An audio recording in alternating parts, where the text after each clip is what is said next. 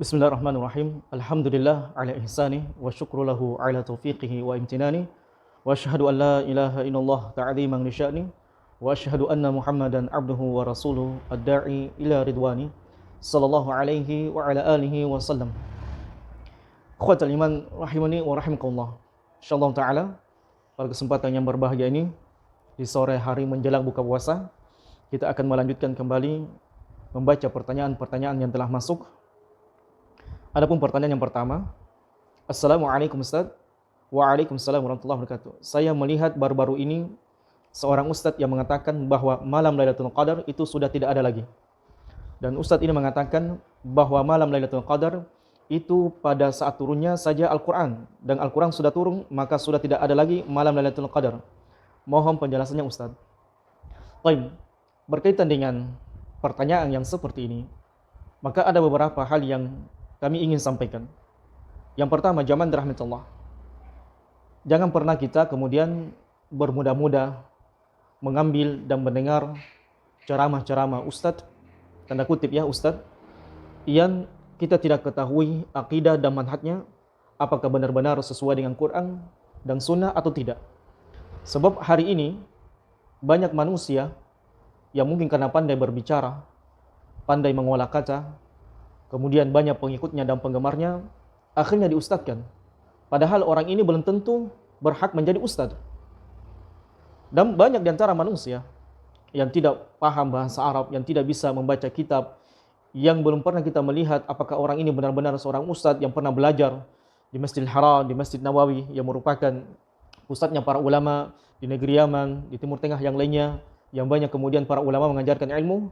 Namun kita tidak pernah melihat orang tersebut tiba-tiba kemudian menjadi ustaz di tengah-tengah kita. Maka ini zaman rahmatullah subhanahu wa ta'ala, tidak boleh bagi kita semuanya serampangan kemudian mengambil ilmu dari orang-orang yang tidak jelas akidah dan manhajnya. Dan toh kalau kita kemudian tidak sengaja melihat potongan video, potongan ceramah di media sosial, apakah di Facebook atau di YouTube, maka perhatikan apa yang dia sampaikan. Kalau yang dia sampaikan hanya ngelawak, ngelantur, kemudian menafsirkan Al-Quran dan Sunnah sesuai dengan pemikirannya, kemudian yang dia sampaikan aneh bagi kita, zaman rahmatullah, maka tempatkan ceramah itu pada tempatnya. Artinya apa? Zaman rahmatullah subhanahu wa ta'ala, perkataan orang ini hendaknya kita buang jauh-jauh, tidak usah didengar, tidak usah mendengar perkataannya, apatah lagi kemudian menyimaknya dengan baik-baik. Karena hal seperti itu adalah sesuatu yang bisa membuat syubhat di dalam diri kita. Kita ragu dengan agama kita, karena banyak orang yang membuat syubhat di tengah-tengah kita. Orang-orang yang memang tujuannya adalah untuk mengkaburkan agama ini. Yang memang tujuannya adalah agar orang ini tidak berjalan, kaum muslimin ini tidak berjalan sesuai dengan apa yang diinginkan oleh Allah Subhanahu wa taala dan Rasulnya sallallahu alaihi wasallam dengan agama yang benar. Mereka ingin manusia ini menyimpan dari agamanya, ragu dengan agamanya. Orang-orang filsafat yang mereka mendapatkan hadiah, gaji dari orang-orang kafir untuk menyesatkan umat manusia, terkhusus umatnya Nabi Muhammad SAW.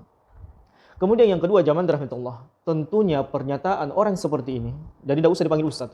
Tentunya pernyataan orang yang seperti ini tidaklah benar. Karena Nabi SAW setiap tahunnya ketika beliau masih hidup, itu beliau senantiasa mengejar dan berusaha mendapatkan malam Lailatul Qadar. Makanya Nabi SAW setiap tahunnya beriktikaf. Dan ketika di akhir tahun beliau akan meninggal, maka beliau beriktikaf selama 20 hari. Untuk apa?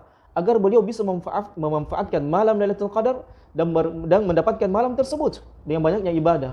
Ini menunjukkan bahwasanya Nabi SAW meyakini dan mengilmui bahwasanya malam Lailatul Qadar masih ada sampai sekarang insyaallah taala, sampai datangnya hari kiamat. Maka disebutkan, kita akan baca satu dua hadis berkaitan dengan malam Lailatul Qadar. Diriwayatkan oleh Imam Malik rahimahullah di dalam kitabnya Al-Muwatta. Dan hadis ini juga terdapat di Sahih Al-Bukhari. Bahwasanya anna rajulan min Juhaina, bahwasanya ada seseorang dari Juhaina, kabiran fi sinni, yang di mana orang ini sudah tua renta. Kana yaskunu atrafal Madinah, di mana dia tinggal di ujung kota Madinah. Jadi dia tinggal berada di ujung kota Madinah. Fa'atan Nabi sallallahu alaihi wasallam, di mana dia kemudian mendatangi Nabi alaihi salatu wasallam dan kemudian berkata, "Ya Rasulullah, inni rajulun kabirus sinni." Ya Rasulullah subhanahu wa ta'ala, sesungguhnya aku ini adalah laki-laki yang sudah tua renta. Askunu fil badiyah, dan aku pun tinggal di sebuah lembah di ujung kota Madinah. wa inni bihamdillah usalli biqaumi. Dan sesungguhnya aku segala puji bagi Allah Subhanahu wa taala mengimami kaumku. Wala astati an unzila kulla lailatin ila hadzal masjid. Dan saya tidak mampu mendatangi masjid ini setiap malamnya. Famurni bilailatin anzilu fiha ila hadzal masjid raja'an lailatul qadar. Maka lihat zaman rahmatullah. Beliau kemudian meminta kepada Nabi alaihi salatu wasallam untuk memerintahkannya turun di malam hari di Masjid Nabawi agar dia dapat mendapatkan malam Lailatul Qadar. Jadi dia meminta kepada Nabi SAW untuk memerintahkannya turun di sebuah malam yang di mana malam tersebut turun Lailatul Qadar, yaitu muncul malam Lailatul Qadar. Baik. Fahadha rajulun kabirus sin. Maka lihat penjelasan kata para ulama, maka lihat laki-laki yang tua renta ini, sakinun fi dhahiyatil Madinah. Dia tinggal di ujung kota Madinah, yusalli biqaumi, di mana dia menjadi imam pada kaumnya. Sa'ala Rasulullah sallallahu alaihi wasallam, dan dia bertanya kepada Nabi alaihi salatu wasallam, ayu'ina lahu, agar dia dibantu lailata dengan malam yang zilu fiha, yang di mana malam itu dia bisa turun di Masjid Nabawi, datang di Masjid Nabawi. Apa yang dia inginkan adalah raja'an Lailatul Qadar, agar dia bisa mendapatkan malam Lailatul Qadar. Maka jemaah rahmatullah subhanahu wa ta'ala, kata para ulama, sebagian manusia yang menyatakan malam Lailatul Qadar telah dicabut oleh Allah Subhanahu wa taala, dia di antara pengikut Syiah. Mereka berlandaskan dengan hadis Nabi alaihi salatu wasallam, "Fatulahi rajulani farufi'at." Maka ada dua orang yang saling bertengkar, yang saling bertikai, maka Lailatul Qadar itu pun dicabut. Apa kata makna dari sabda Nabi alaihi salatu wasallam? Maka perhatikan zaman dari Allah, kata para ulama, "Wa hadza yaquluhu ba'd tawafi Syiah." Maka perkataan atau pendapat atau pemikiran malam Lailatul Qadar itu telah dicabut, diangkat oleh Allah Subhanahu wa taala karena adanya dua orang yang bertikai. Maka kata para ulama, walakin jumhur yaqulun, akan tetapi jumhur para ulama berkata, inna ma'na rufi'at ay rufi'al ilmu bi ta'yiniha. Adapun makna diangkat malam Lailatul Qadar adalah dicabutnya ilmu, diambilnya pengetahuan tentang ta'yinnya, penentuan malam Lailatul Qadar. Jadi yang dicabut, yang diangkat oleh Allah Subhanahu wa taala adalah malam tentang penentuan malam Lailatul Qadar, yaitu ilmu kita berkaitan dengan turunnya malam Lailatul Qadar itu dicabut oleh Allah Subhanahu wa taala. Adapun malam Lailatul Qadar itu sendiri tidak dicabut oleh Allah Subhanahu wa taala. Dan orang yang memahami dicabutnya malam Lailatul Qadar, maka orang ini yang pertama menyelisihi Qur'anul Karim, menyelisihi firman Allah Subhanahu wa taala. Sebagaimana Allah Subhanahu wa taala berfirman dalam surah Al-Qadar, "Inna anzalnahu fi lailatul qadar, wa ma adraka ma lailatul qadar. Lailatul qadar khairum min alfi syahr, tanazzalul malaikatu waruhu fiha bi'izni rabbihim min kulli amr, salamun hiya hatta matla'il fajr."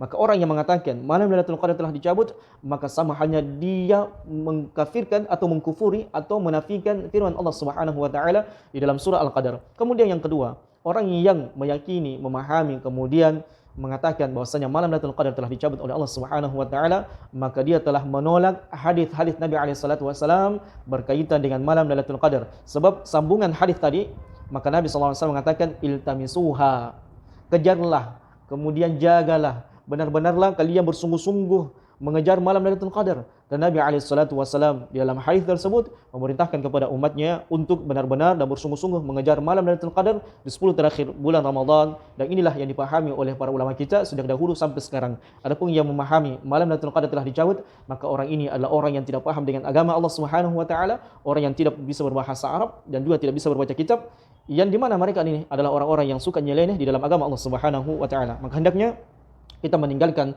hal-hal atau perkataan-perkataan ceramah-ceramah yang tidak masuk di akal kita. Wallahu a'lam bishawab.